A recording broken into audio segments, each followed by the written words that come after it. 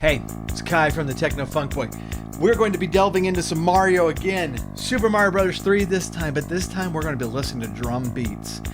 We're going to be looking at kind of the fine detail in what Koji Kondo is doing with this soundtrack, just to make it so fresh and so cool on such a limited system. And so that is coming up right now.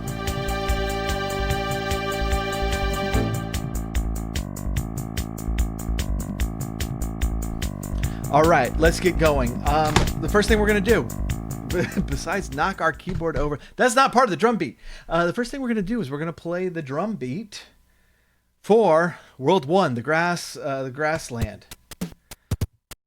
Now, we've stripped out the music for this, and we're just listening to the drum part. And as we go, we're going to have to talk a little bit about the fifth channel on the NES sound trip. And I don't even think that I've talked about this on this channel so far, because we just haven't dealt with any games that used it. Okay? So if you're not familiar with the NES sound trip, it was very limited in what it could do. It had just a few channels, and each channel could only play one thing at each time. The first two channels were two square waves, and that's where you're normally hearing your melody, or perhaps a harmony, or a kind of a mid-ranged rhythm section, or counter melody, or something like that. The third channel is our triangle wave, and that's where we're normally hearing the bass. The fourth channel is our noise channel, and what it sounds like is static on the TV. But if you make a rhythm out of it, you can actually make it into kind of a percussive thing that's really cool. Now there's a fifth channel, and that's actually to do samples of like real sounds that you record.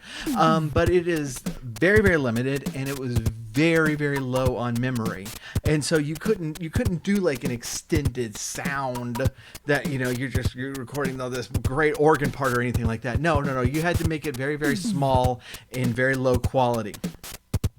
And in later games, including this one, composers started using this channel for some percussive sounds, for some better sounding drums than what you were hearing on the noise channel. And that actually lets Koji Kondo in this game play two percussive parts at the same time to make these beats a little bit more complicated. So let's get into this.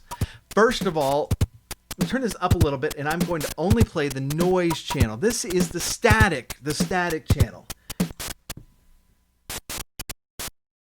All right. So you can tell it's like kind of like a this is the hi-hat. What he's using for the hi-hat.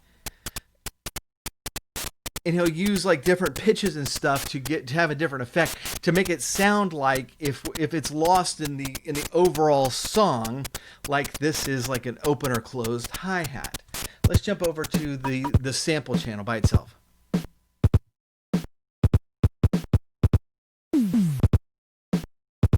Few things we're hearing on this, right? We're hearing a bass drum. We're hearing kind of a snare drum. You can, if you listen carefully, you can tell these aren't really high quality, but you know what they are. And then we got a couple of toms in there too. Been awesome. That would have been awesome if that was timed right. So that would have been right there, right? It's a little disappointing. Oh, there it is. Fail. Let's jump over to the Sky World. I wanted to bring this in because one of the things that they're doing in this game is that kind of steel drum sound, and it's really giving this whole soundtrack a very light, energetic, fun feel to it. Kind of like an island atmosphere to this thing, and you're hearing this beat, and this is Sky World, and it's like, man, totally would have put this on water. Totally would have put this in Water World. But it's got that kind of flavor to it.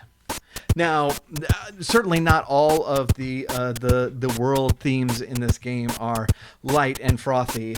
When we get into World 8, we're just getting bass drum on this.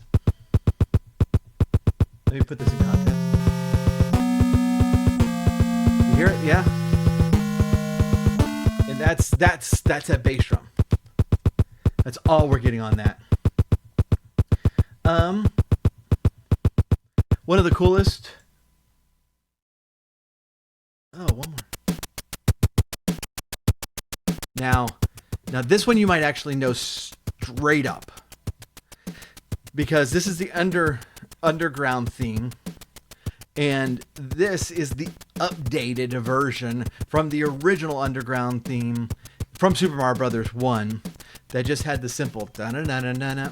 But in this game, it starts off with this killer beat, and then it gets into the groove, and you feel it, and like it was such a great callback when I first heard this. It's like I'd spent so much time in Super Mario Brothers, and I knew this thing by heart. And so when they're just showing, honestly, this whole game is them showing off on how good they are at programming NES games now.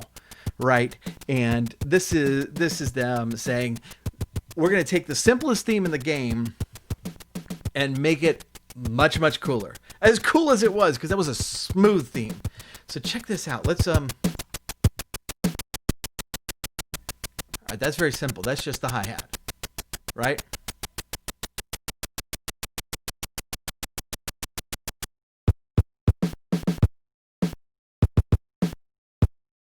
It's a pretty straightforward beat.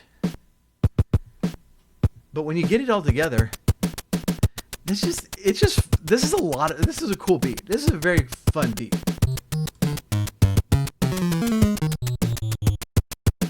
And that bass, that's the triangle wave bass. The bass is just smooth. It was a cool theme in the first one, and it's even cooler now with this.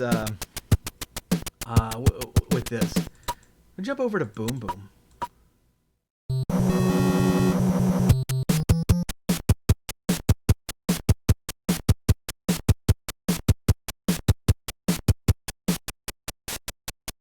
So this actually features the noise more.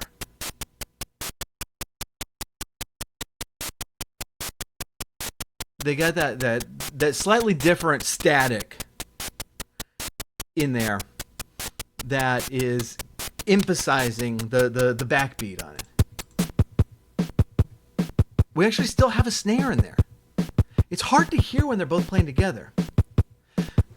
But, I mean, kind of what it sounds like is really light on the snare and popping that like open hi-hat or something on the 2s and the 4s. But when you play them together, that's super cool, because that slight snare in there gives that hi-hat sound a real punch to it, while still being able to emphasize the hi-hat part.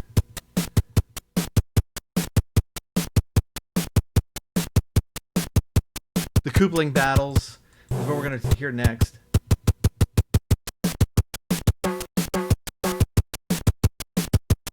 Those steel drum sounds.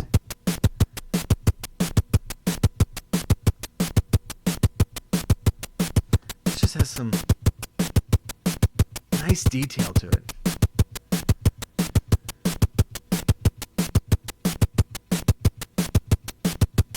This is the same thing.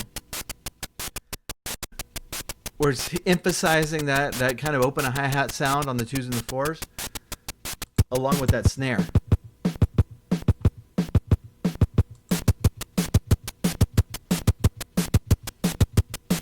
I really like that. Yeah, we'll just throw in some context here. It's kind of a complicated melody too. If you just cut that single rhythm track down. This is actually triangle wave. This is one of the very few cases where the triangle wave is handling melody.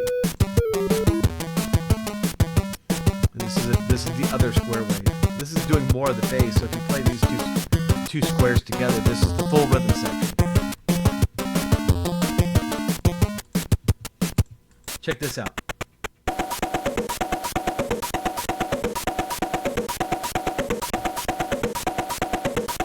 It's crazy. I'm curious. I mean, if I heard this without the musical context, I couldn't tell you what this was.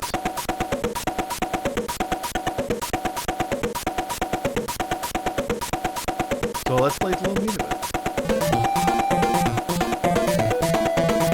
Yep. Yeah, that's Bowser's fight. Man, listen to all the percussion. Okay, so let's cut out the noise, actually. We've actually cut out the traditional rock drums on this. There's no bass drum. There's no snare on here. This is pure percussion.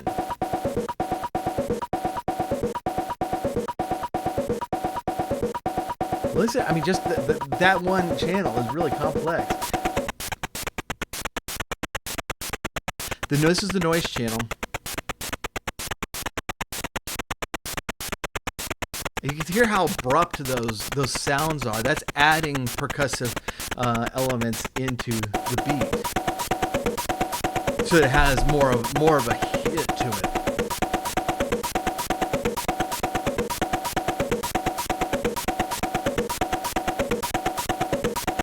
So what's coming up next is the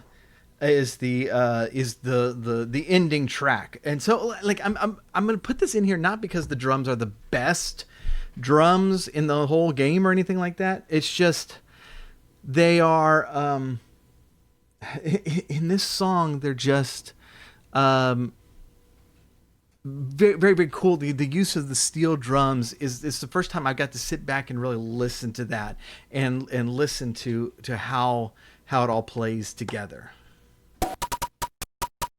That was timing, right?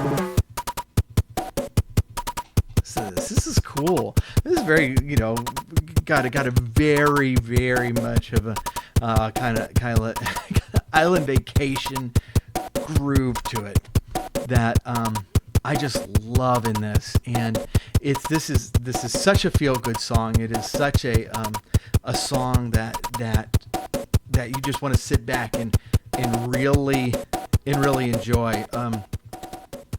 When I first started getting into game music, there was no way.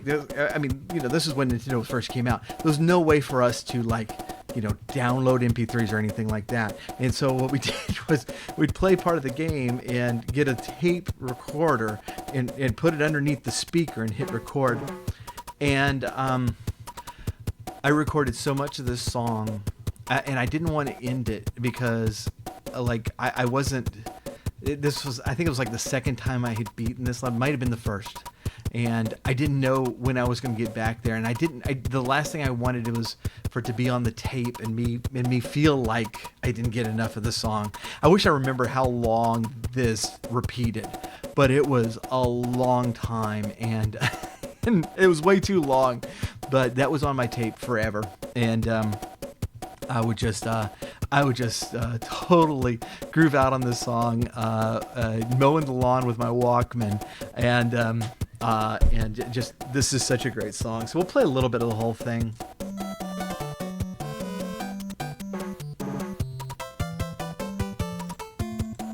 Listen to this with the bass.